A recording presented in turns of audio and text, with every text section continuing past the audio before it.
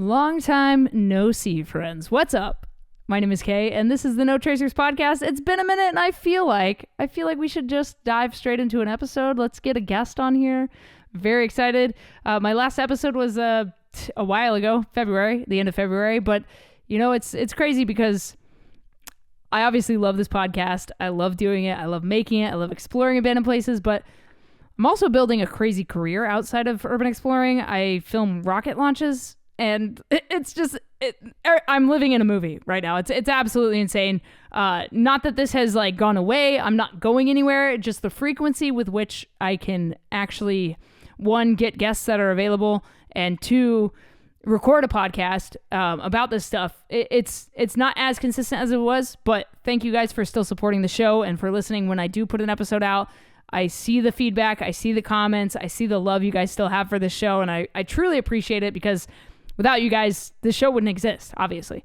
But yeah, I just want to say a quick thank you for tuning in to this episode of No Tracers. Let's jump into the show. Welcome to the No Tracers podcast. Across the world, we slip through fences, climb into shadows, and uncover the beauty in decay. We are the Unseen Network, a community of explorers, documenting what the world left behind. Welcome to No Tracers, a podcast of true urban exploration stories. My name is Kay, and together with fellow adventurers, we're bringing the forgotten back to life with one common thing in mind: leave no trace.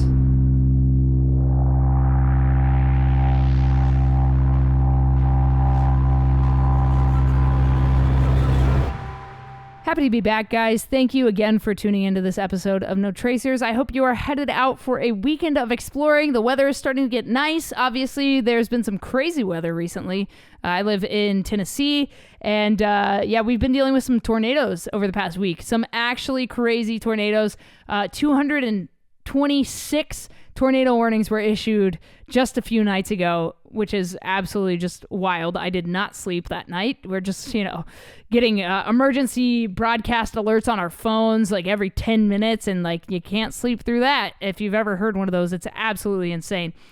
But yeah, super stoked to have a guest on this week and a couple guests coming up over the next couple of weeks for you guys. So if you are new to the show, please subscribe. If you are a veteran listener, I know that's exciting to hear that I've got some more guests coming on. If you want to come on the show, if you've got some crazy stories to share, you can DM me at no.tracers on Instagram, or you can email me, contact@notracers.com. On No Tracers, you can also go see my blog where I share stories and photos of my explorations. One of the recent ones being my exploration of the abandoned Six Flags in New Orleans. There's photo content, there's video content on YouTube as well under No Tracers Urbex. All my links, as usual, are down in the description, along with some products for gear. If you are an urban explorer and you're looking to kit out your pack list, there's a bunch of Amazon links down in the description for you guys if you're looking to kind of build out your kit. Things that I highly recommend that you have as an urban explorer, as a photographer. So yeah, definitely check that stuff out. But this week on the podcast, my guest is Jasek. He is an explorer based out of the Inland Empire in Southern California. And if you have been listening to this podcast since the beginning, you'll know that it started when I lived in Southern California, in Orange County. I started urban exploring out in LA. It was where I cut my teeth as an urban explorer. It's where I learned everything that I know now about exploring. And so it's always cool to connect with people out there. I've talked to several explorers from the LA area and surrounding areas, rooftoppers, amazing photographers out there, amazing, just talented humans, and people that are really gung-ho to go explore. And I owe everything to Los Angeles and to Southern California as far as urban exploring goes, because it not only got me started in the scene, but it's also where I started this podcast during COVID, and I'll talk about that in this episode with Jasek. But definitely go check his stuff out. His links are down below: Instagram, YouTube, all that stuff. Definitely give him a follow. And I'm stoked to share his story with you guys about how he got into exploring, the things he's done and the things he's learned. And we have some common places that we've explored that we will talk about on this episode. So thank you guys for tuning in. Without further ado, Jasek, please introduce yourself and how long you've been exploring to the No Tracers audience. My name is Jasek, Jasek. It's pretty unique. But yeah, so I've been exploring for about 2 years. I'm located in the IE area. So if for people that don't know, in the Inland Empire, where there's like San Bernardino, Ontario, Riverside. So I'm located on that side, but I've been exploring pretty much all of Southern California for about 2 years now, and I just thought I would come on just to share my experiences with you guys. Yeah, it's crazy. I love getting hit up by people that live out there because I mean that's where I started myself. I was in Southern California for 8 years, so I feel like I've kind of seen it all and done it all in like the Urbex community out there. But obviously, new stuff pops up all the time, and with the rate that we build and destroy things, I feel like there's just always Yeah. this ever evolving, ever changing landscape of possibilities with Urbex. So, what got you interested in exploring in the first place? Like, what kind of scratched that itch for you and made you kind of want to dive in? Okay. So wow. Okay, so I'm about to go like really like way Let's back. go. In the Inland Empire, there's not really anything to do. Like there's as much as like there is to do in like Orange County or LA. For people that don't know, there's not much like infrastructure for entertainment out here. So, being young and naive and like with my friends growing up, I've always like had the itch to explore, and like Sam and Colby was like a really big influence on Mm. that. Like watching them at like a young age and just seeing like where they went and how brave they were. So, starting out, I went to small places here and there, and then I worked my way up to big places. And obviously, when I got a car, I drove from place to place, but yeah, that's basically how I got started into it. And I started around like I'd say 16, 17. So yeah, like 2.5, 3 years now I've been doing this. And what was your first explore? Like, take me into like the first kind of place you went into. What was it like? Like, what was that experience like for you? Because obviously Yeah, you of you liked course. it enough to keep doing it. So like, what was the building or the location? Tell me everything. Yeah, no worries. I went to Ontario Winery on Guasti, Yeah. and it's right next to the Ontario Airport. And that place, man, it's been abandoned for decades. Just really, really old. Sorry for the train in the back. There's a Oh, you're train right good. next to me that I live next to. The world's full of them. Uh, but yeah.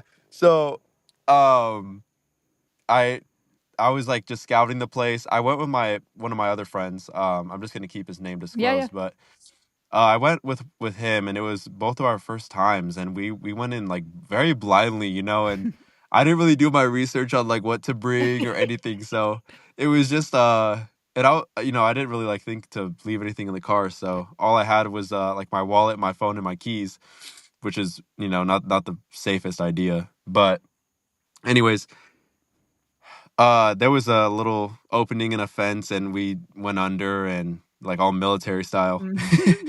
And I was in like normal clothes, and we were just going through shrubbery. And the place at the time wasn't guarded. Um, I believe now it's guarded, Mm. but it wasn't guarded at the time. And all the doors were unlocked. So we went in and we were just scouting the place, having a good time. And like the roofs were like off like completely. Yeah. Like there's no roofs on the winery. So there's like parts of the winery that have a roof, and then there's parts of it that don't. And there's two buildings. One of them you're able to go into like completely all the way in. And yeah, so you have to kind of go around, and we were just like amazed. And that's like where it really like the essence was captured, because Mm. at that point you're like, I don't see this in like public. Like you Exactly. don't see like that type of environment to where you're so like honed in, and it's such a different environment than like what you're used to, that you're like, I got to keep doing this because it's so interesting. And like for some people it's like the adrenaline, Sure. or for some people it's like the environment or the ambiance. So yeah, that's like kind of like my first location. And then I kind of started just going on Reddit and going on Google and just like looking at other places that I could go to. And it became like an addiction, to be honest with you. Yeah, no, for real. And I feel like people that don't explore aren't like they don't understand. Like, obviously, like you said, the adrenaline's one factor of it, but I think there's so much more to it than that. And I've spoken about it tons on this podcast. Like when we go into these places, it's like the world outside it like vanishes. It kind of just like Yeah. fades away, and you're like you said, you're honed in. You're super hyper focused on like everything that's going on and like everything around you, and like obviously you're trying to be as safe as possible in these places. So it's like all your like senses are heightened in these different Yes. locations. And not only that, obviously it's beautiful seeing plants grow back into the shit we leave behind. I Yeah. always say like nature will always prevail over anything we can do to it. Like it doesn't care about us and how long we're here because it will always win after all. And I mean, look at, speaking of, since this is a urban exploring podcast, like in Chernobyl, they just found fungus that's eating the radiation. So that just goes to show like Oh, wow. nature is always going to find a way to fight back against what we did to it. So it's just fascinating. But for you, like what for you makes you keep going back to these places? Is that adrenaline? Is it something else that keeps you like kind of going back? It's just like I'm really into film Okay. and I'm really into like getting that angle. Yeah. And I feel like it's like once I get that shot, I'm like completely satisfied. I'm not satisfied like enough exploring the place and like leaving. Like I'm not like I don't get like that itch scratched. It's more like getting that shot and like having that as like an archive. Mhm. Like I love getting that perfect shot in these places. And that's like what keeps me going. Like and another thing I'd guess would like to add to that would be like how temporary these places Mhm. are. Like let me bring up like an example. Like for you got to see like Downey Asylum, right? So Dude, yeah. Several times you over the different like eras of that place. yeah, and a lot has changed. For sure. Like man, like since you went like years Yeah. and years ago from what I seen on your Yep. channel, there's a lot that has changed. Mhm. Like security's a lot more honed in. Of There's course. dogs now. Yep. Um and it's just not the most ideal place to go anymore, Yeah. and everything's demolished, Yeah, like well, everything. I remember getting sent the videos of it on fire, a couple years during COVID, I think. Uh Actually it was after I moved away. So it was, maybe like 2, 3 years ago.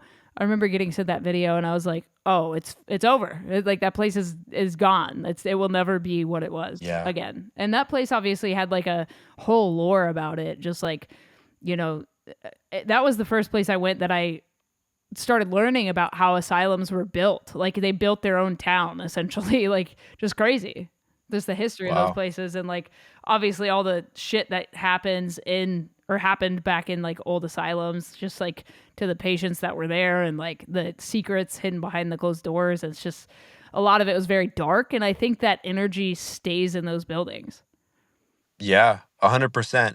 And what I like about like what you just mentioned, like when you do your own research before you go to these places, it makes that like moment so much more interesting, Mm, and you have like a story behind what you're going into, and you're like, wow, like I'm really in what I was just reading. And yeah. it's like some of the experiences are like out of this world. Like Oh yeah. especially if you read about them, you're like, what did I just walk into, and what did I just come out like alive? Like Yeah, I mean it's crazy. it's absolutely insane to like you said, doing the research beforehand is it just kind of adds to the, I don't know, the overall experience, because like it's not just a building at that point. It's almost like a museum. Like you're walking through a piece of time, like a piece of history. Yes. It's Yes. another aspect of urban exploring that people that don't do it won't understand. Like you can go to your, Frist Museum or, whatever, but like I would Yeah. rather go to this place that there's nobody walking around and I can take my time and like really appreciate this history for what it is. Yeah. I feel like there's more like authenticity and intimacy in that. Yeah, Like you're able to really appreciate like what this place once for was sure. and why people want to come to this place, and why like it's like a bucket list place to go Yeah. to, So 100%. Yeah. Yeah, and so you said you were like a fan of like film. Are you talking like film photography, like film cameras, or are you just talking about photography in general? Like photography in general, Sure. like just getting like I said, like getting that photo, Yeah. whether it's with an iPhone or like a digital or a film, like it doesn't really matter to me. Mhm. It's just about like capturing that moment. Yeah, yeah. So 100%. like Man, because there's some good stuff out there still. Oh yeah, And absolutely. that's not tapped in. So yeah. Absolutely. So you spoke a bit about when you first started, you didn't really know like what to bring and like what not to bring and like shit to leave in your car. Like what for you, like have you figured out your like pack list, like your gear list? Like what are your go-tos for somebody that's trying to get into the hobby? Like what should they have with them on your list? Yeah. 100%. And I feel like that's like half the whole job. Right. I feel like a good list to start with would be a backpack you don't really care about, like that's loose and not like very firm, because you do have to squeeze into places Mm-hmm. sometimes, and sometimes things can't fit. So just pack light. I mean, just pack, one bottle of water, one small snack, a battery pack just in case if you get lost, like um a flashlight, like a good get yourself like a good flashlight. I think that's what matters. Yeah. Because some of these places, you never want to bring weapons. Of course. Never ever bring weapons. Not even like, and if you bring a weapon like a knife, a pocket knife, make sure it's cheap and you could dispose of it quickly. Mm-hmm. Like, but I definitely wouldn't recommend it like at all. So I'd say get yourself like a hefty flashlight, because you never know what you're gonna walk into. And you never know like how to protect yourself in these situations. Always go with somebody, like at least a group of two, like you and somebody else, and somebody that is knowledgeable about what they're about to walk into. That's So super important. I feel like people are just like bring a buddy, yes, but it's like not just like anybody. yes, I can't stress that enough. How many times I've almost gotten caught in up because somebody's stupid or somebody Mm-hmm. doesn't listen. Like, and I'm not like, it's not like I'm trying to like, be like a bigger person over somebody, but it's like you got to be safe in these Yep. situations and always aware of your surroundings, always. Yeah. Plus, you So got to bring people you can trust as well, because you yes, obviously don't want them to blow up the spot. You don't want them fucking around and like vandalizing shit if you don't know this kind of yes, person, because like then that's on you. Like you're with them. yes, 100%. I can't stress that enough as well. Yeah. But back to what you should, pack. If you're bringing a camera, just make sure like you bring like a tripod or something, Mm-hmm. because you never know. Like you want to get that perfect shot, like I said. But that's pretty much it. Like you don't need to pack the whole world. Just pack essentials that you would need just in case if you were to get lost in a situation, or just to prove like to some type of like higher up in law enforcement, just in case if you were to get caught, like, hey, I like have like a story, like I do photography and this is my tripod, this is my camera, like this is like I don't have anything on me. Never bring spray paint, Mm-hmm. never bring weapons, because that could be an additional charge. Yep. And just like be smart, like just go in there with some sort of like sense, and yeah, I mean, always just be cautious, like I said. Definitely. So one of my favorite questions to ask on the show is have you ever have you ever been injured while exploring? Do you have any urban exploration injury stories that you could share with us? We've heard some crazy shit on this show, by the way. Like just gonna leave it at that. Really? Oh my god. Dude watched his friend like get impaled on a fence trying to get out. Like Oh my dude, God. crazy shit. So do you have any injury stories you'd like to share? Well, I have one All story. right, word. And I won't bring up which hospital it is, but I went to a certain hospital in LA. Hmm. I'll let you just do your own Yeah, yeah. research. But um, there was this group of, oh man, I have so many stories about this hospital. It was insane.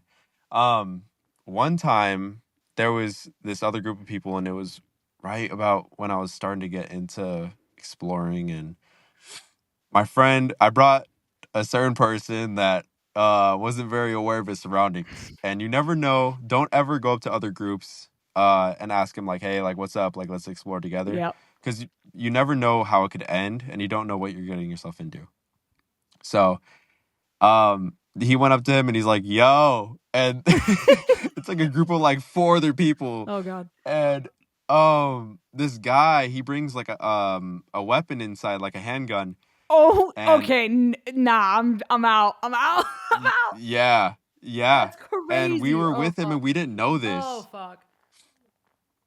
but we all got in. Oh, I thank God. Thank God. Like, thank you, Jesus. Because we went in and this place is known to have alarms like all around. Yeah. We got in through like this certain area. I didn't break and enter. Okay. And we were in, and at this point, he's like, "Yo, like I have a handgun just in case if anyone comes up to us." And me and my homie like look at each other, and we're like, what did we just get ourselves into?" You like you know the eyes looking sideways emoji? Like that's just like you and your Yes. boy. You're like, oh, we're fucked.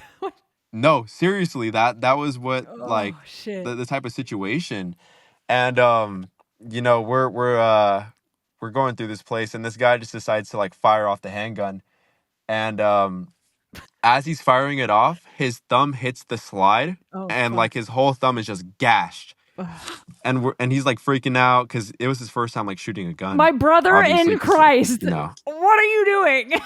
yeah, it was just like this random group of kids. Like they were like anywhere from like 19 to 21, I'd say. And this Fuck. this all went down, and we're in this hospital actively, and this guy decides to like shoot off the gun, and we're like, you know, we're deep in this hospital, like about the fourth floor, and we're like, shoot, like we got to get out of here. Like my boy's looking at us, and so we just dip. As we're dipping, we see this other group run as well, but it's like these people in ski masks Oh great. that are like they stripped wire, like they took the wire from the building, Perfect.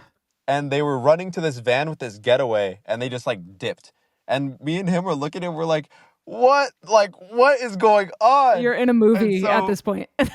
yeah, so we dipped, but thankfully, like, we left before the cops or any security came. And we did this all on a weekday. So Perfect. there's not as much security, you know?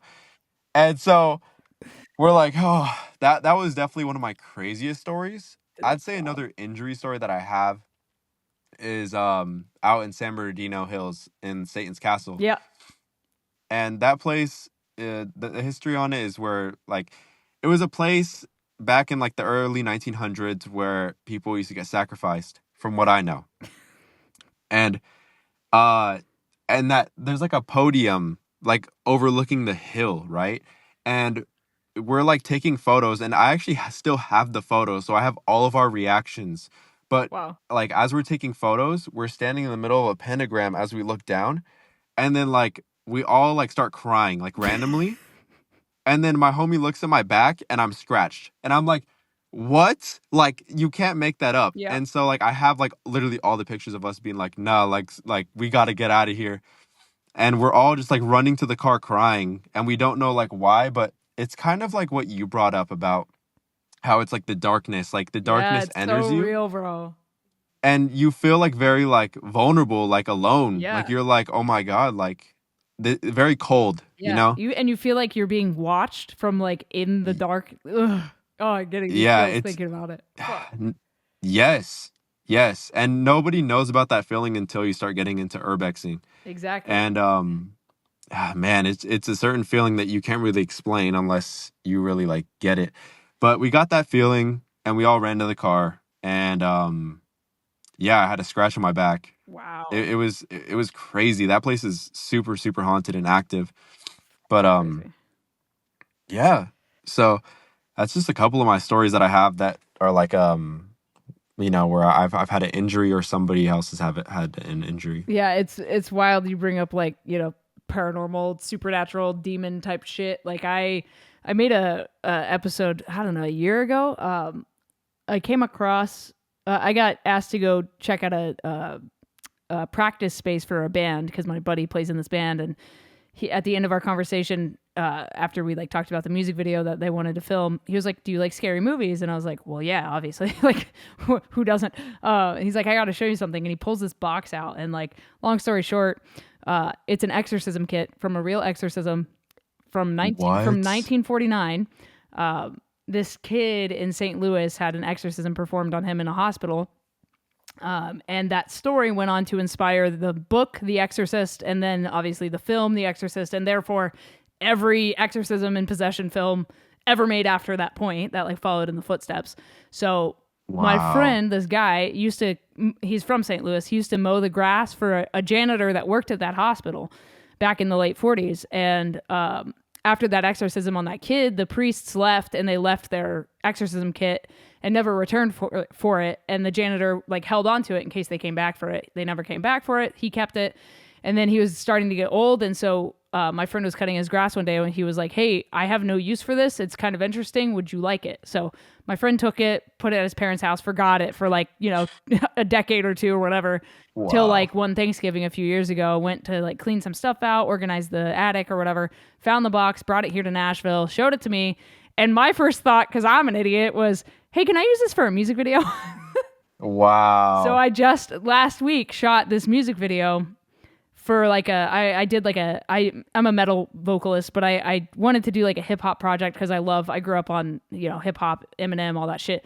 So I did like a hip hop project about like possession and like supernatural shit. Like, cause I grew up spending a lot of time at my grandparents', haunted as fuck bed and breakfast in like Louisiana. So obviously there's a lot of history there. So a lot of the stories in this album are based around that, but it's also a way to pay homage to like my favorite horror films, and things like that. So we used this exorcism kit in the music video, like legit, like had a friend dressed like a priest. I'm playing this possessed person, whatever, performing the song. And when I took the actual like crucifix out of this exorcism kit for the first time and like held it in my hand, I got that feeling again. And I was like, yo, this, like, regardless of if you are a practicing, religious person or not, like that still has like an effect on not only culture and society and like film, but also within like the church, you know what I mean? So like, regardless of your feelings about like, it's real, it's not real, like that's still like a very like sacred and like, it's an artifact from history. So it's like, it was wild to, use that in a video, and the fact that he let me do that. And like, we obviously like, were very respectful and, took our precautions, like if you will, but it was just wild to like experience that not in an abandoned place, with like an actual piece of like history. But since then that hospital has been, that wing of the hospital has been completely demolished. It was abandoned for years. And now it's, that wing has been demolished at that hospital. It's crazy. And obviously this is like a side tangent, not about urban exploring, but it still kind of ties back in because that feeling of like you being watched and like the energy is still a real thing, whether you're in a bando or not. And it's just wild, dude. Like, and I feel like people don't understand or appreciate that unless they do this kind of stuff.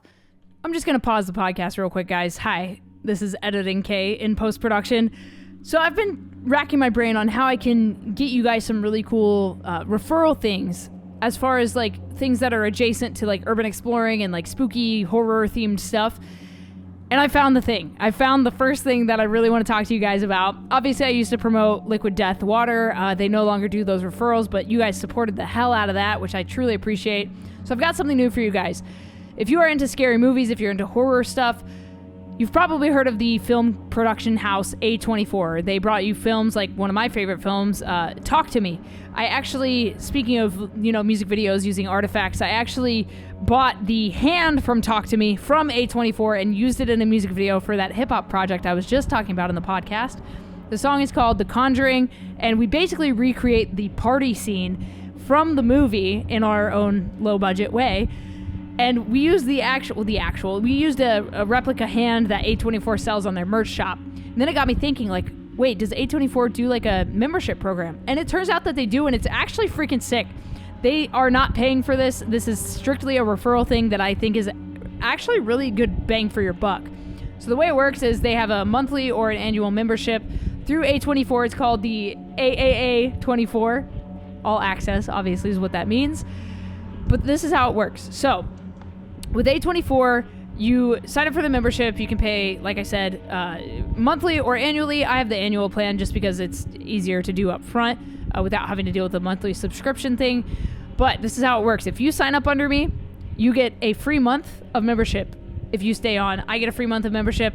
We both benefit from this. But you get free tickets to every A24 movie on opening weekends. So, for example, this last weekend, March 28th, was the Death of a Unicorn film release. So I got free ticket to go see this movie at Regal Cinemas, at notable big cinemas. This isn't like your off market, like random movie theaters. This is like Regal, AMC, cinemas. You can go see the movie opening weekend for free, which is already saving you money if you like these kind of movies. So you get opening weekend movie tickets. You get a monthly Zine from A24 with all the cool stuff. You get a gift on your birthday. You get merchandise discounts, all kinds of cool stuff. You get monthly credits to go towards those merchandise items on the shop. You get a 10% discount on the shop. Like I said, that Zine subscription, merch perks, limited access, early access to merch, exclusive content. They have an app coming out, and VIP treatment, screenings, scratch-offs, giveaways, all kinds of stuff. It's actually so sick. So if you guys want to be a part of it, use the link down in the description of this podcast to get more information, and I will see you at a movie premiere possibly. Thanks, guys. Back to the podcast. Speaking of like scary explorations and scary things, what was that like your scariest exploration, or have you ever experienced anything else that's like scarier, whether it's like supernatural or like running into like crazy people or anything like that? Yeah, so I have this one place. I'm not going to disclose the name of the school, but it was an elementary school. Okay. And it was about, it started like getting explored and like being considered I guess abandoned like a year and a half ago. And it was this random place that I found on Reels. Like I was on Instagram Reels, and it was like this lady exploring it in the daytime, and I was like, oh my God, this would be great to go to. So it was like me and my friend, and we were there, and the first time we went there, it was raining, and like it was like perfect for like one of these type of like places. And so we're on one side of the school, like where the playground is, and then you know like how the school has like an overpass, like a hallway walk through. Oh yeah, thing like that's, like it's open. elevated, yeah. Yes. So we were like watching that area, and I could put this like, you know, like right hand on the Bible and say this like very confidently. But we saw like two shadow people. I don't know if they were people just like messing with us or if they were actual like shadow people, but we were like watching them, and we're like both seeing this. So it's not like it's like us, our eyes playing tricks on us, but we're like, you see that? And he's like, what the heck? And it's two people walking like, you know, like a marching band, how they walk in sync? Yeah. Like that. And they just turn right and they're just gone. And we're like, what? Like, you can't explain that. Yeah, no. Right? And so this place became like a very like interesting place for me to go to. So I went there about like 3 times. And 2 out of the 3 times I had something happen. So the other time that I went with an added friend. So it's me and my original friend that I went with. Yeah. And an added friend. So we're all there, and we barely got in. So like we're like walking, and I'm like shining my light, and all I hear is like a woman screaming. Like I don't know if it was like a homeless person like with another homeless person just like tripping, or if it was like a spirit. I don't know, but it was like a girl screaming to the top of her lungs, and we just ran. We just booked it. Like I wasn't taking any chances. Nah. So I mean, that place is just like really active as well, and like it just goes to show, like, just to add on to what you were saying, like some places, if you believe or not, like you don't have to be like a believer or like religious or anything, but you could feel energy. And like, you know, the best way I would explain from what I've experienced is like you get really dizzy and you're like, whoa, like that was weird. Like it's like almost like a dizzy thing, and then you feel like you like you said, like people are watching you. Some people it's goosebumps, some people like there's just different experiences. But yeah, that's the best way I could describe like my experience, I guess. From what I've gotten, those are like some of the most active places that I've been to. Have you ever had an experience just in general that has made you want to stop exploring, or has anything ever made you like pause? Oh yeah. Well, so one time I took a break for a couple months. Just after the Downey Insane Asylum, actually. It was, I'm not gonna lie, it was really impulsive. And we went on a whim, like almost no research. Like we did our research, but we didn't do research on how to get in. And we just did like one quick circle, and we didn't see any security cars from what we saw, and we were like, okay, coast is clear. and this is the only time that I went. Like, I'm not going back. It's so hard, and it's an inconvenience and a pain. Yeah, It's no not even shit. worth it. So, like, we had to go through this one fence, and then there's like this long field where it used to be buildings, like this long dirt path, and then there's like this other like barbed wire-ish fence that you like crawl through, Yeah. and then there's like a water tower, Yep. right? And then there's like stairs to get on top of, or not stairs, ladder, like a metal ladder right next to the water tower to like look over everything, and it's like you get on like the rooftop. So we're like, we all hop the fence, right? Or I'd say get through the fence, right? And then we're like stealthy walking through like Call of Duty style, right? Yeah. And there's like 7 of us. Like, Oh, okay. so Too many. First of all, too many people. Too many fucking people. Yeah, I know. First problem. No, trust me. And most of them weren't very stealthy. That's So fine. we're walking through, right? And it's all like tall grass now. Like, it's all tall grass. There's no more buildings. Like, there's only one more building. And there's like these coyotes, and they're all like in a pack, but they're not like threatening. They just like kind of like run off. Yeah. And so we're like, but initially when we saw them, we were like, oh my God, like there's coyotes here, like we're screwed. But we just like stayed still, and we're just like looking at them back, and we're like, what do we do? But they ended up like walking away, and we're just like making our way to like the water tower. And there's like, you could keep going straight on that path, or you could turn right. Right. And then there's like the security car, and it's like a little Prius. Yeah. And we're like, oh shoot, like there's a security car here. And we're like, wait. And then we keep like looking at it, and we're like, half of us are like, there's somebody in there, and half of us are like, there's nobody in there. Oh my God. Like, it's like mixed. So we're like, all right, screw it, let's just keep going. Oh Like, my we God. didn't come over here for nothing. So we keep going, and then that's when we're like presented with the fence with like barbed wire on it. And so we have to like shimmy our way between a wall and a fence with barbed wire above our heads. And we get in, right? And then there's like the water tower. And then this is the point where like 4 of us split up, and then like 3 of us split up. And I'm with like my main homies. And then so we go up to like up the stairs, like, or not the stairs, the ladder. Sorry, I keep saying stairs. But we go up the ladder, and we get on top of the roof, like overlooking everything. And it's literally just like one building. And they like hop this wall to get into a window with like a 10-foot drop off to get inside the building. And we're like, yeah, we're not doing that. So, but they do it, right? And so they're on like inside, and I have the videos from their point of view, but they're inside, and like we're on the roof, and then all I see is like the car's lights turn on. Oh fuck. And keep in mind, like, one of my friends is in school to become like a doctor, so he can't have any type of like criminal trespass misdemeanor, right? And so we're like all like trying to hurry him out.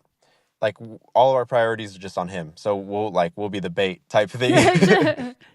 So we're like, that ladder is pretty high for anyone that doesn't know. It's about like, I'd say 40 feet, 35 feet. And it's pretty high up. So we're all like trying to get down this ladder as quick as we can. And we probably look stupid, but we're all like running out, and like the car starts like slowly following us. He doesn't really like chase us out. But at this point, I knew he was just calling the cops from then on. He can't really like, do anything anyway as security. He can't detain you. He can't, you know. Right. And like that, like, yeah, exactly your point. So we all just like run out, and we're going out the same way that we come out of. And it was like the most like stress-inducing thing, because we parked in the neighborhood right next to it. So we had to get in our cars and like run out. And from what you know, because you've been there, like that field is huge. It's huge. So you have to run like to that next like fence, I guess, for about like a good like minute and a half. So thankfully we all got out. Like, my group did. I don't know about the other 4, because we kind of just like left them. They were like down in like from what it looked like a basement, like with like a bunch of pipes. But they got in through there, and we never saw them again. But yeah, so that was like a really like big moment where I was like, oh my God, I need to chill out on this. Like, this is getting to this point, and like I can't like have this happened to like my homie, like he's trying to be a doctor. Yeah. So that would like ruin his whole career. For sure. Absolutely. So yeah, definitely like that was like one of the moments where I was like, yeah, I need to like calm down on this. Yeah. I think we all kind of go through those moments a time or two or several, depending on how risky you are. Like, depending on your like risk, your level of risk that you're willing to go through. I've Yeah. definitely, experienced it a few times. And, you brought up Sam and Colby earlier, and their moment was when they got their felonies. They were exploring a construction site that they thought was abandoned in Florida. And what they didn't know is that in Florida, if you get trespassed on a construction site, it's a felony. And so that's why they don't really do abandoned stuff anymore. And they only do like mostly like ghost like hunting stuff because it's quote unquote safer, and it's wild. That's just like goes to show like you have to be really careful because you have to do like your research on how guards are at certain areas because you never know how it could end, you know?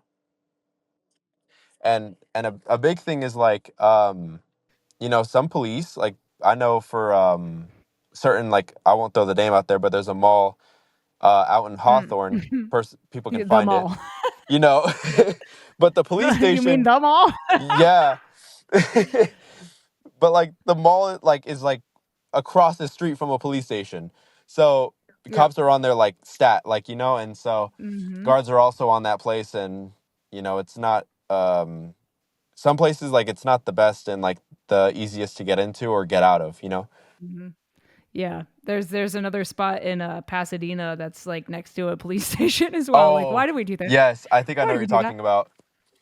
I'm sure you do. Yeah. I mean, if you explore out there, all the spots. There's the one. Did you ever go to that SWAT training facility? Now it's like it looks like a fucking mausoleum. It's just like white. It's off the 10. You can't get in anymore, so I don't care to Yeah. like say where it's at. Yeah. But the big white like obelisk looking fucking building. It has like no Did you ever windows, go in right? that spot? Yeah, exactly. Yeah, and it's like all barbed wire up Yep. and like a bunch of like huge lights. Yeah. Yeah. Have you been in that spot before? No. Oh, it was sick. Dude, it was sick. We went in there. So it was an old SWAT training facility. So I got like a video on that. Pretty sick. Like they also had like a part of a plane crash that they would do like, I guess like terrorism exercises in. And there was like a burned out bus they would do like exercises in. But yeah, me and my buddy got in there, and there were a couple like homeless people in there, just, whatever, hanging out. There were some people doing spray paint, like all kinds of stuff. Wow.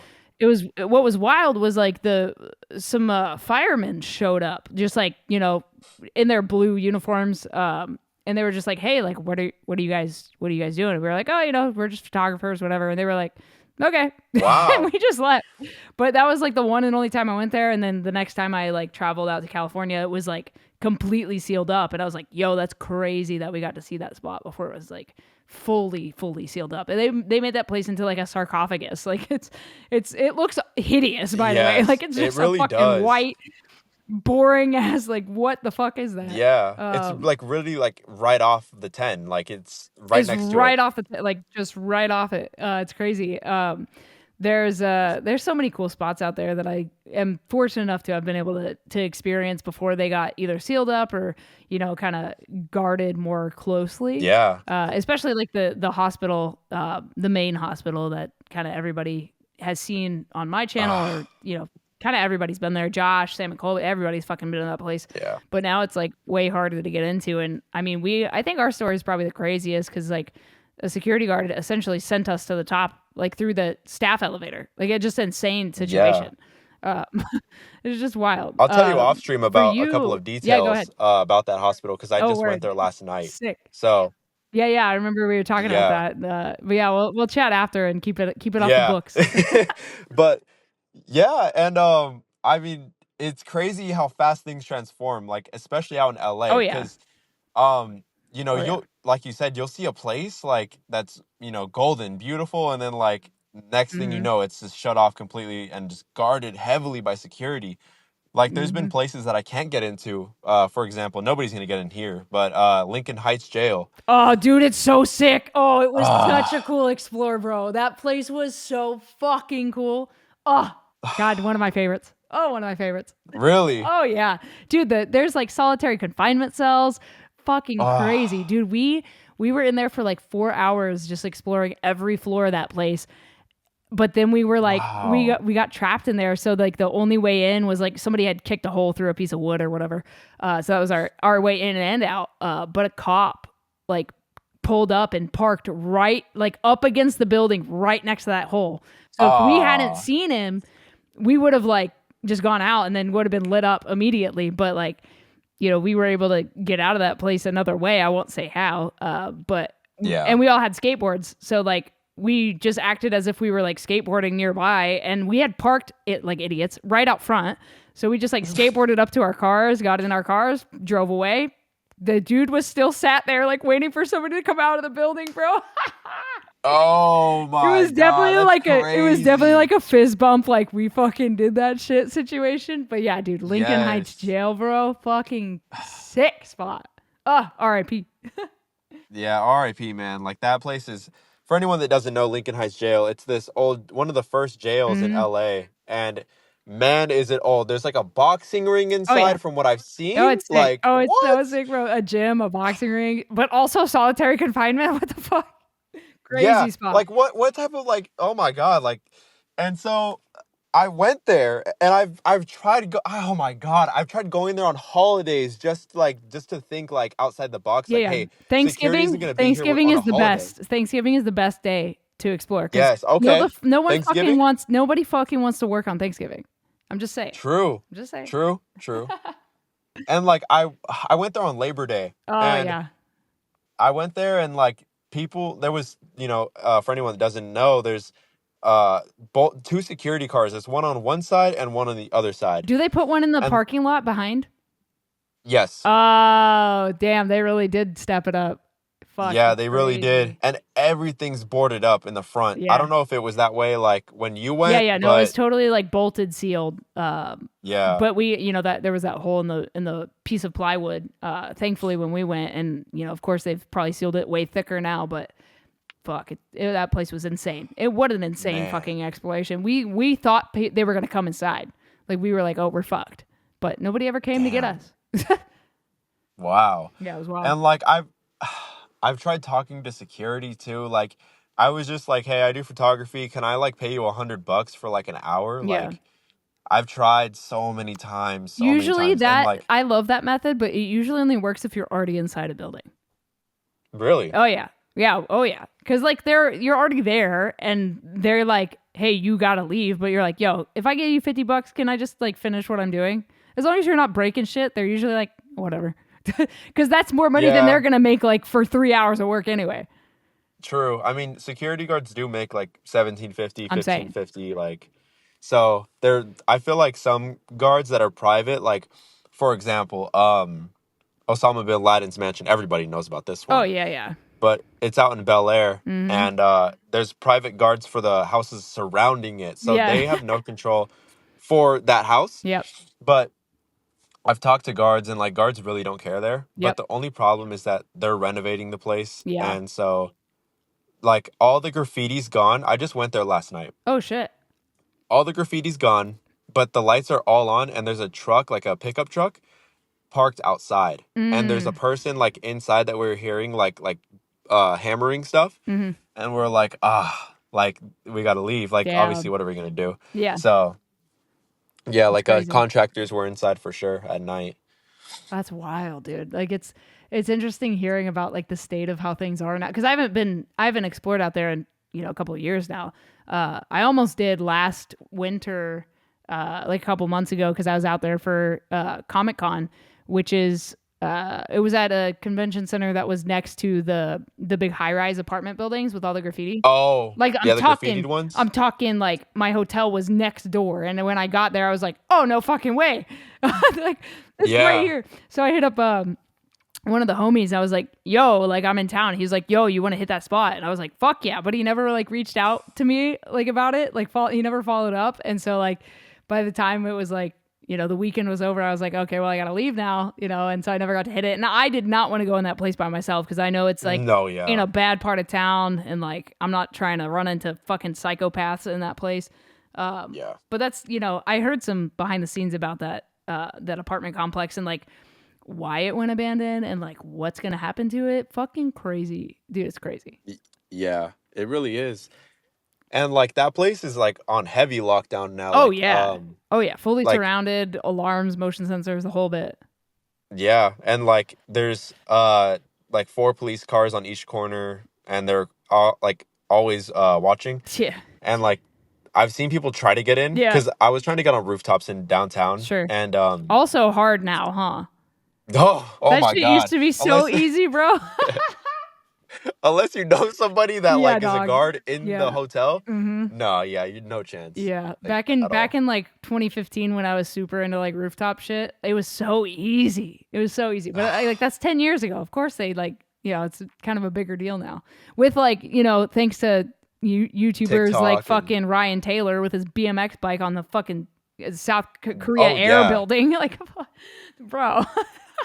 yeah, and like I feel like from what I've seen, Urbex is like it's kind of behind everything. Like Mm, everything has grown on social media besides Urbex, and there's like yeah. I like it that way. Yeah, it's But still there's very also the niche, huh? people very niche. Like all the forums and websites are very old. Yeah. Like you know what I'm Oh talking yeah. about. No, it's so But funny. like everything is just like really old and outdated. Mm, But the people that go are like from TikTok and they vandalize, which is like unfortunate. Like these places get locked down because of vandals that spray paint and break windows with like stones, and it's sad because like these places were like once like a beautiful place and yeah. like beautiful architecture, and then they just like get completely demolished. Yep. And then there's now security is a really big thing with like Urbex in LA now, Yep. thanks to these people. Mm-hmm. So it really like burns out a spot, especially on like Instagram and TikTok Yep. from like word of mouth. Yeah. So Once the location gets posted, it's like a matter of, I don't know, 48, 72 hours before it's over. You got to get it within yes, that window, and like people have jobs and lives, and it's like you can't get them all, which sucks. But I mean, yeah, I'm glad that I was out there during like 2015 to like 2021. I was out there, so wow, like a pretty good chunk of time when it was like not so. It was before COVID, right? So like I okay, think it really blew up on social media, of course, during COVID. Especially the kids that would break in and like start demolishing shit for a TikTok video, and then it really got like really difficult to explore, just in general, but especially in like big yeah, cities like LA. 100%. And to add on to what you're saying, like I have a question for you. Like, Yeah, how was it during COVID? Like, how was exploring? it's weird because like at first, obviously, we thought it was the fucking zombie apocalypse, right? Like everyone was like overreacting so much that we were like, can we go outside? Like, can I Yeah, go exploring? And then it was like, wait, but there's no one in abandoned buildings, so like, why don't we? Like, that's the perfect thing to do during this time. But like, I yeah, mean, as shitty as that time frame was during COVID, like that's what started this podcast.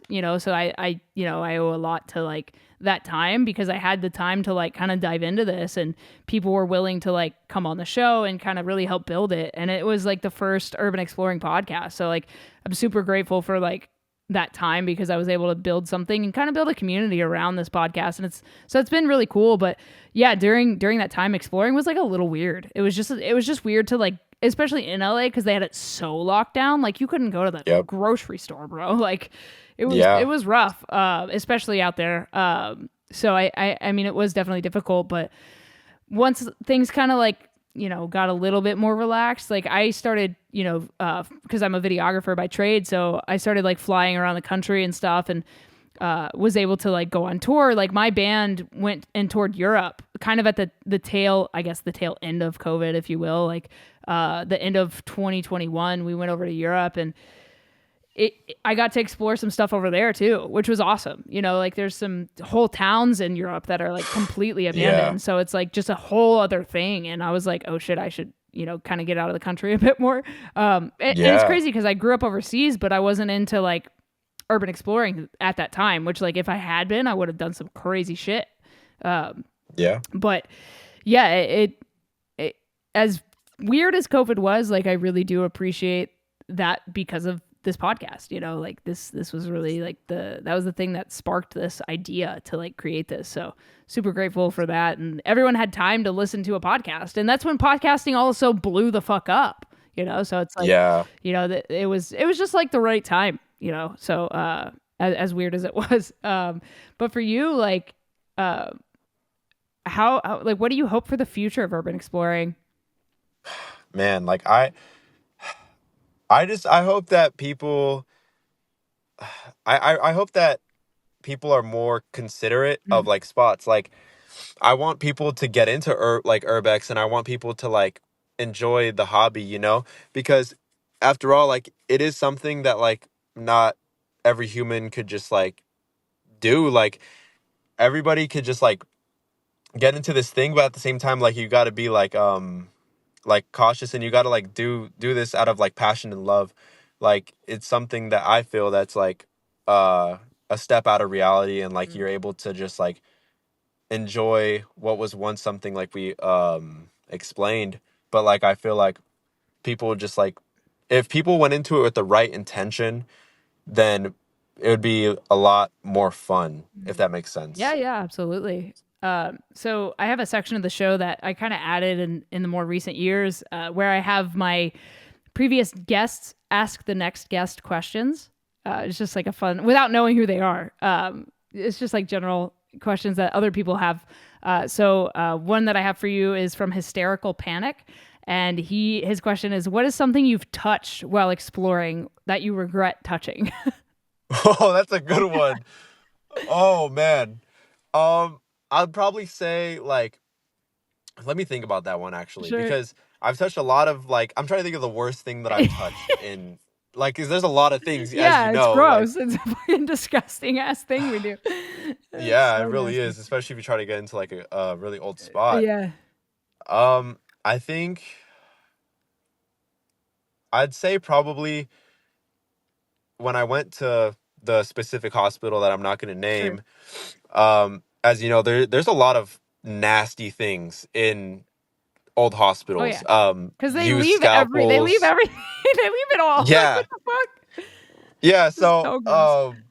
I guess probably like hospital equipment that was Yeah, used and just like old, yeah, cuz as some people don't know, like old materials in the hospital were used out of like toxic like materials yeah, like lead and like this gross shit like but yeah, so like probably soiled beds, like yeah. old Oh scalpels, yeah. like so that's probably the grossest thing that I've touched, besides, like mold and stuff, Sure. but mold is common. Of course, that's like a normal thing we run into, which is just a crazy sentence. Like, oh yeah, Yeah. fucking asbestos in my lungs. That's the way I like it. Fuck. That's another thing I would add to the list. Like you definitely need to have a respirator Oh, for or like sure, a mask for of sure. some sort, please. Because Yeah. these places you could like you could smell like the materials deteriorating. Oh Like yeah.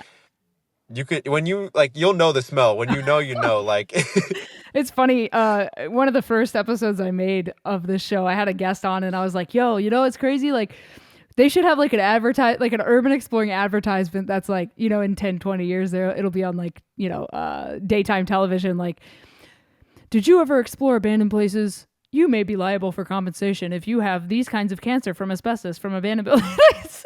yes, yes, that's a real It's thing though. real, bro. Like But it's also like at the end of the ad, it would be like, but also fuck you because you put yourself in this situation. yeah. Have fun with your cancer. Bye. No, yeah, seriously though, It's so like good. man, like you I remember my one of my first times that I walked into like a hospital. I didn't have the respiratory mask because I just didn't do research Yeah. like that this stuff is bad. Sure. Like, and the next morning I woke up with like a sore throat Oh yeah. and like a nasally like nose.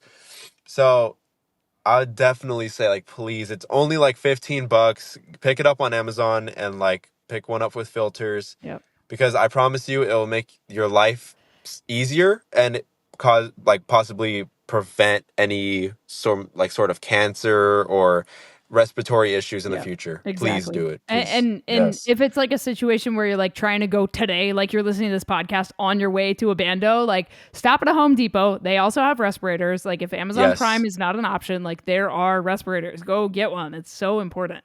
I feel like people are Yes. just like, I'll be fine, and then suddenly you're dying. So like maybe just do the prep, the before part, and then you won't have to deal with the shit later.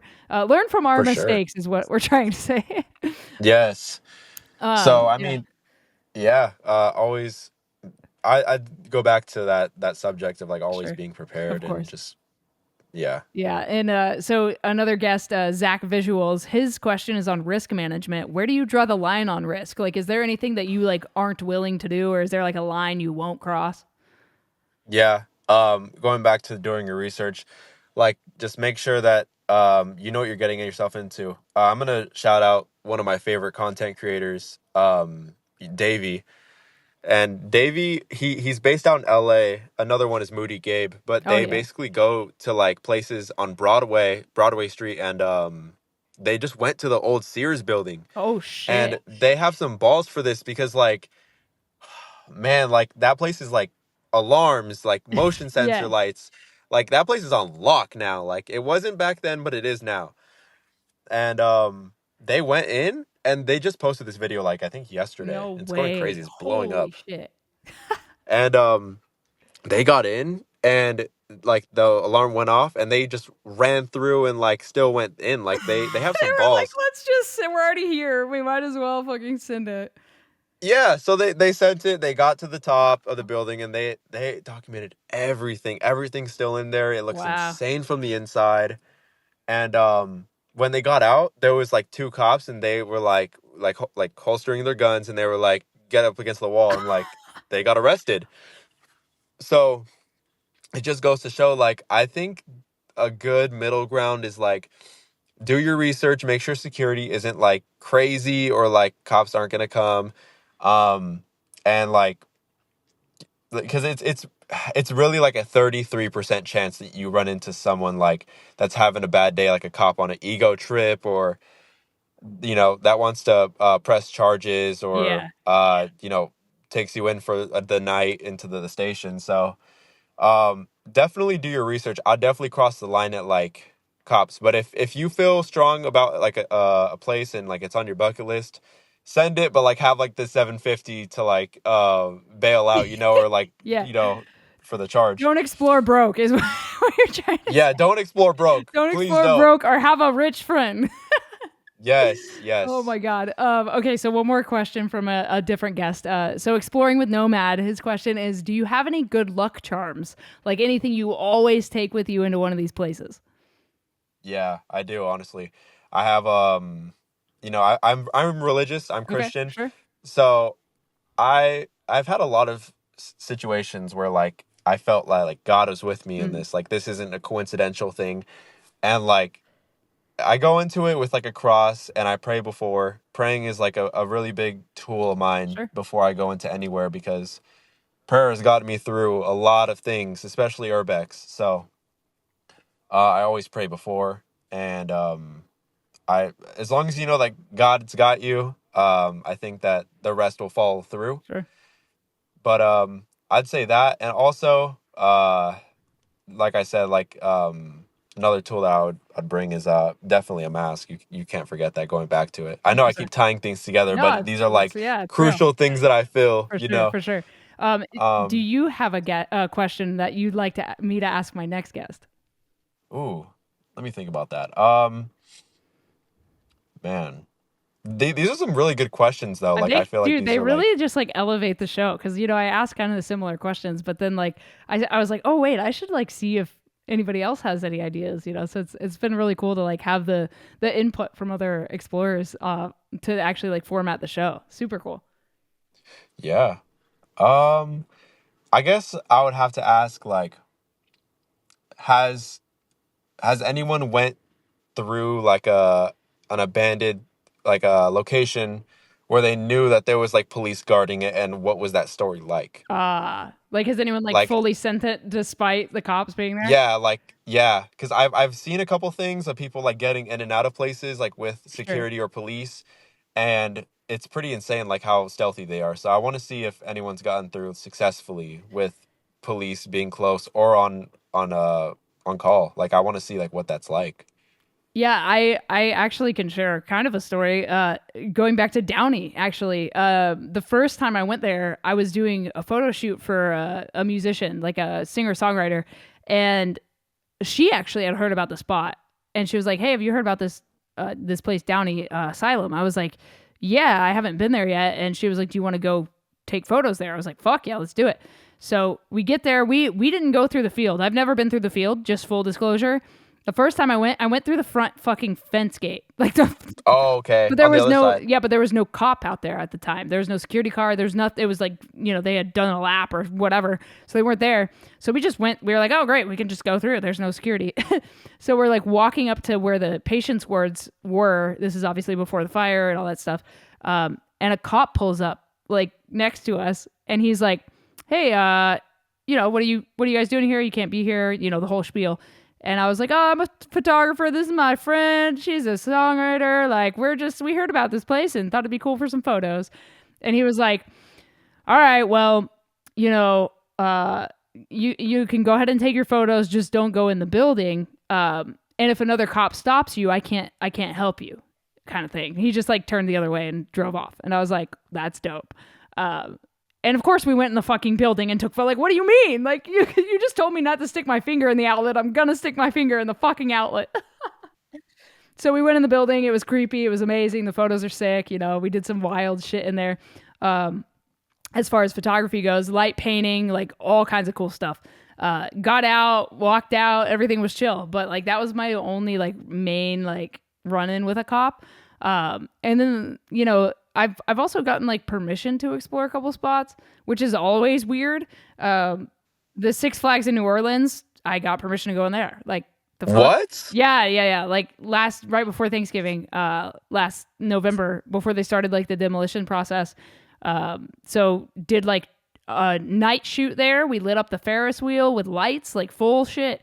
And then the next day did like 6 hours, just walked around the whole place all day. It was nuts. I shot it on digital and on film photography. So like it was just an insane experience. Also walked out with a Six Flags New Orleans sweater. Like, they still have merchandise, that. Bro. Did you see Nola Dija's post? Yeah, I saw that on your story with the hat. Yeah, so I got two of them and I got him a hat because he actually like made the connection with the guy that got me in, but he wasn't able to come explore that day because he had some family stuff going on. So I got him a sweater and a hat. And that was like a thank you gift, and mailed it to him. Super fucking crazy experience. And that was obviously like on my bucket list. It's on most urban explorers' bucket lists, of course. Yeah, that place is insane. It's insane. But yeah, that's a great question. I'll ask future guests if they've ever, just fully sent it. A couple more for you. So knowing what you know about kind of being stealthy and, exploring abandoned buildings and kind of being prepared, how long do you think you would survive in the apocalypse? I think I have a better chance than people that don't explore Urbex, but I don't think I have the best chance, if that makes sense. Yeah, I think I would last like 3 days. Yeah, like we're being real. It just depends on like what skills I guess you have. Like, of course. If you could lockpick, if you could sure. climb, if like you gotta have like these things unlocked. But I feel like I'm too afraid of heights to climb anything more than 10 feet. So sure. Wait, didn't you climb the water tower at Downey? What do you mean? No, I didn't climb that. No, that's crazy. I climbed the ladder to get onto the roof of the building right next to it. Okay. I got you. It's crazy because like me, I have the survival skills. That wouldn't be like the thing that kills me. I'm a very like social person. I like talking to people. So I feel like I would like talk to someone and they would fucking kill me for my supplies. Oh, try to talk your way through to something, like so that you don't get like or just like or if I see somebody, I'd be like, "Hey, what's up?" and then they would just kill me. Like I talk to other explorers and like I'm the problem, Like we went into the mall you were talking about earlier, and there were some kids that were like, they were on one of the like pedestrian bridges that like go from one side of the mall to the other, but there's no railings in there, right? So they're just like Yeah. legs dangling off the fucking side, and they're smoking weed, whatever, just chilling, like high school ass kids, just chilling in there. And like the sun was coming through the roof, just like beaming straight on them like a spotlight. And I was like, yo, can I take a photo of you guys? This is Yeah, sick. that is kind of hard. It was so dope, dude. It was so dope. Like that place was crazy as well. Getting in there and like exploring that place for a while. Fucking wild, dude. Oh, Yeah. I missed that spot. That was a super I'm cool surprised spot. you even got in because the entry points Yeah. that, from what I heard, are like, you know, you climb up something 8 feet and then the drop off is like 12 feet. So Yeah, bro. Yeah, bro. It was not easy. And I'm only 5'3", so I'm short motherfucker. Like I'm not, you know, it was definitely difficult. But still a cool explore overall. yeah, that's sick. Yeah. So last question for you is, what is something you know now that you wish you knew when you started exploring abandoned places? That's a good one. Park off-site. Amen. Park off-site, please. Like, oh my God. The amount of times that I haven't entered a building because I've seen another car, or, you know, times where I've blew my cover almost because I parked right next to the building, Yep. is detrimental. Like, it's insane. And I just learned that one about like a year ago. Yep. Like, so a year through, I was parking on site or close. So Amazing. it didn't really go well, Of like course. most of the time, because obviously security's not stupid. Yeah. Yeah. So another thing that I would say is like, if you can't find a distinguished entrance, don't force it or try to talk to security. Like, I promise you, most security, like 70% of them are going to say no, like you can't enter. Yeah. But it just depends on how good you are with your words and like how well you could persuade somebody. Yep. Some security guards are cool, like if you're just transparent and honest with them, and if you don't like, if you aren't coming in with like ill intent and they can see that, Yeah. sometimes they'll let you through.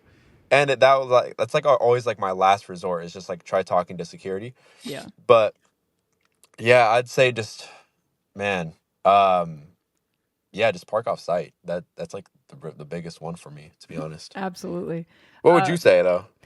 I mean, that's a good one for sure. Like, definitely don't park in front, because I've also done the same shit. Like, I've definitely parked right next door, or like in the fucking parking lot. For me, dang, something I know now that I wish I knew when I started. Not everybody is your friend. I think people, Yeah. I think a lot of people pretend to be your friend to get access to the information that you know, and then Yeah. are really quick to flip the switch whenever something doesn't go their way. Yeah. Obviously not going to call anybody out, but I think that's a prevalent thing in this scene. People are Yeah. because you got to think like the type of people that get into urban exploring, like we're a little bit crazy to start with to want to do this type of shit. Some of us more crazy than others. So I think like, and everybody's got an ego no matter which way you cut it. Like everyone's got an ego about some shit. So there, you know, a lot of people, and I'm in the music business as well. So like, it's the same, you know, everyone pretends to be your friend to get on guest lists, to get all access. Like it's just a thing that humans do. If they can get a head or an advantage over somebody else, they're going to do it. So yeah, it's hard to say, be careful who you trust. 'Cause like naturally, like a lot of us are just trusting people until somebody fucks us over. And it sucks to like figure shit out that way. But yeah, just like do your due diligence. If people are DMing you about that person over and over again, if like multiple people are coming to you like, hey, watch out for this and this is a red flag, like they're probably not too far off. Like there's probably a reason that like people aren't hanging out with them and talking shit about them online, like because they probably aren't a great person. But you know, people talk shit about me, I'm sure, all the time. I'm sure of it, just because Everybody I have a opens their platform, mouth. and everyone's got some shit to say. If you make a joke in a situation and like everybody laughs, like that doesn't mean they're not going to DM other people about like, hey, they said this shit, like they're pretty fucked. Like everybody likes to talk shit because drama fuels the fucking world. Just like be careful who you trust, and at the end of the day, like if you like you've said several times in this show, like if you have good intentions going into this, like you're going to be better off that way. So in all aspects, whether it be relationships in this scene or exploring in general. So like just have good intentions going into it. And like, that's all you can really do is know who you are at the end of the day. But yeah, that's what I would say as far as like what I know now. But yeah, I guess to one more thing, sorry. No, you're good. To add on to what you were saying, I think a golden rule for anybody that is trying to understand that concept is like, don't, I'd say if you can't explore with them, then don't give them the location. Like 100%. to add on to like the trust thing. 100%. Like, yeah. And I think that's like a really big golden rule because, if you can't really like trust like yourself in like an environment like that with a person that is random, then just don't give them the address at all. No matter like how much they try to persuade you, you don't know like this person's intentions or who they're going to give the next address to. And then it's like a word of mouth thing and it just ruins spots. And I think word travels really fast because, we talked about how like niche this scene is. Like it's small. Everybody knows who everybody is.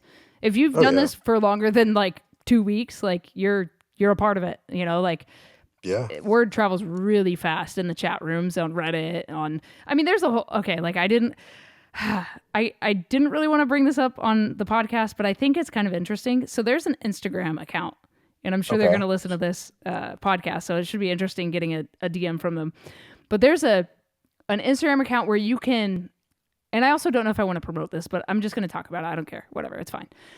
So you can fill out like a Google form or whatever. They have like a link in their bio that you can click on and you can anonymously like air your grievances. And all this page does is they post verbatim. So they copy paste they redact names most of the time they redact names, but sometimes they let it all fly. And people just air their grievances with other people in the scene. Like, so-and-so did this in this bando. So-and-so did that. Blah, blah, blah. This person's a piece of shit. Blah, blah, blah. It's crazy, dude. Oh, wow. I didn't even know that that could, like, happen. I didn't either, but I guess, it's obviously, like, this page is, like, fueled by, like, drama and shit. And the only reason I know about it is because somebody that I am friends with, someone talked shit about them on this page, and they, like, screenshotted it and put it in their story, and they were like, wow, I can't believe this is, like, something that's happening. But yeah, it's like, it's a thing that's going on online. And it's like, so yeah, word travels fast, but also like people forget there's like two sides to every story. So just like maybe ask the other party, like what their side of that story is. If you hear some shit. Yeah. But that's, anyway. Wow. Yeah. It's wild, dude. I didn't think that would be a thing, but then I sit back and I'm like, of course that's a fucking thing in the Urbex I just community. can't believe that there's drama in the Urbex community. Like, that's brother, insane. this community feeds off of drama, bro. Wow. I was not aware of that. I've been in it for about a decade, so like there's hella drama, and it's just bullshit. It's just high school petty ass shit. It's nothing serious. Well, some of it's serious, of course, like, but most of the time, it's 99% of the time, it's just petty shit. It's silly. Wow. But yeah, it is like even stuff like I put that anonymously, like I put that padlock on that building. Fuck y'all. Like it's just crazy, bro. Like, why? It's crazy. But yeah, it's a thing. It's a real thing. But hey, thank you for coming on the No Tracers podcast. It's been a pleasure to chat with you and hear your story. If people want to keep following your journey, let them know where they can find you online. And yeah, thank you, man. Yeah, of course. I appreciate you for having me on. Like you said, the podcast community for Urbex is very scarce. So you giving everybody a platform to speak on is just such like a beautiful thing. So thank you. Everybody can find me on Instagram at JJASEKK. And then everybody can also find me on YouTube, JASEKK. And I'm going to be posting like my next exploration videos on there. I'm actually starting to prep to start recording and filming. So yeah, that's kind of where you can find me. Man, I love coming back from a bit of a break on the podcast and just having such a good conversation, man, and just reconnecting with the community through this podcast is always so fun and always so great. So thank you guys for listening to this episode and for enjoying this conversation between Jasek and I.